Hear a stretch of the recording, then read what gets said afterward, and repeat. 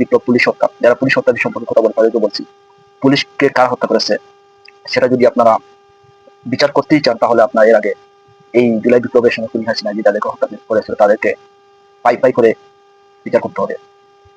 তাদের সাথে যারা জড়িত ছিল আওয়ামী লীগের সবাইকে বিচার করতে হবে।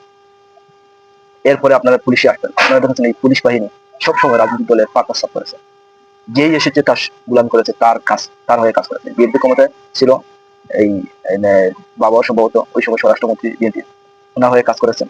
কিভাবে নোংরাভাবে কাজ করেছে সেটা দেখেছেন। আওয়ামী লীগের সময় দেখেছেন কিভাবে পুলিশ বলছে আমরা মারি একটা, এরপরে 10টা চলে আসে। এই নোংরামি নিকৃষ্ট একটি, যারা পুলিশ নাম শুনলেই মানুষের সামনে বেশি আছে, চাঁদাবাজি, মামলা বাণিজ্য, এই নির্লজ্জের মতো দলের হয়ে কাজ করা। আপনারা আপনাদের চেহারা আয়না দেখবেন।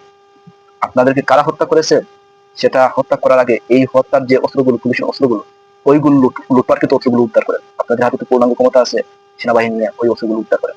এই অস্ত্রগুলো কাদের হাতে আছে আপনারা যদি খুঁজে খুঁজে বের করেন, দেখবেন সবচেয়ে বেশি আছে বিএনপি সন্ত্রাসীদের হাতে, এরপরে আছে আওয়ামী লীগের হাতে। এই সন্ত্রাসী গুলোকে ধরবেন, দেখবেন আপনারা পাই পাই করে সব অস্ত্রগুলো পাবেন।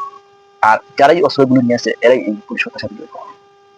ছাত্ররা কখনো পুলিশকে হত্যা করেনি, বরং আমরা দেখেছি জুলাই বিপ্লবের পরে এই ছাত্ররা পুলিশ ফাঁড়িকে পাহারা দিয়েছে, পুলিশকে পাহারা দিয়েছে।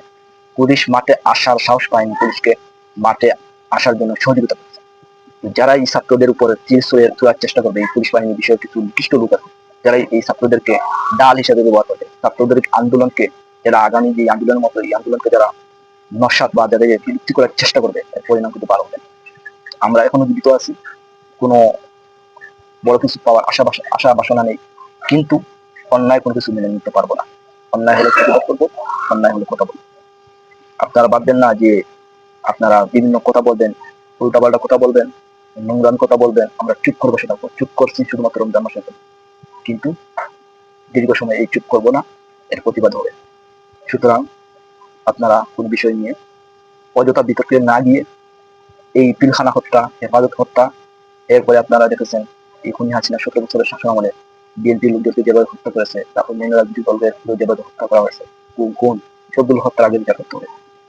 এরপরে বিচার যদি আপনারা সবগুলো করেন, তারপরে আস্তে আস্তে আপনারা পুলিশের বিচার করেন। আমি অবশ্যই পুলিশের বিচার চাই, কিন্তু পুলিশের হত্যার পূর্বে যাদেরকে হত্যা করা হয়েছে পুলিশের মাধ্যমে, এদের বিচার করতে হবে।